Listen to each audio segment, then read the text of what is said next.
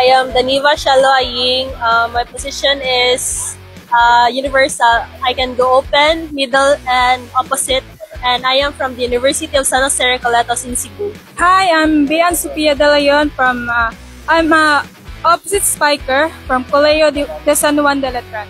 Hi, I'm Antoinette Adolfo, short for AA. I'm from Adamson University and opposite hitter. Actually, it's my dream. First of all, it's my dream. What made me decide to join the PVL draft is just to continue playing volleyball because I love playing volleyball. And also, it's my dream na rin na sumali dito. So, wala naman sigurong mawawala if mag-try ako. So, best of luck to all PVL draftees din. It's for my future po kasi kaya I've decided to step forward na in my comfort zone in the field of volleyball in college.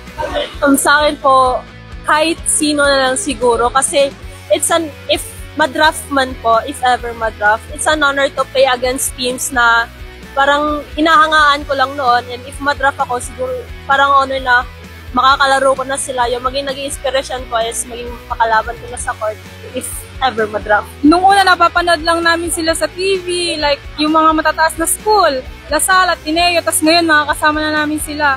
Kaya sobrang excited din po namin sa part na to. Actually, sobrang excited ko po sa lahat ng players na magiging ka-teammate ko soon. Tsaka yung magiging team ko man po kung ano man po yung team na yun.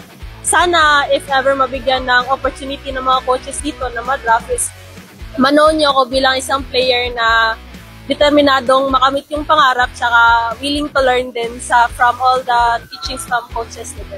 Supportahan niyo pa rin ako, lalo na yung iba kong kaibigan, family. Supportahan niyo pa rin po kami sa gaganaping draft na to. Siguro magkikita nila pag nasa PVL na ako, magiging mas jolly pa ako sa loob ng court and i-enjoy ko lang yung journey sa PVL with my new teammates, my new team. Ayun.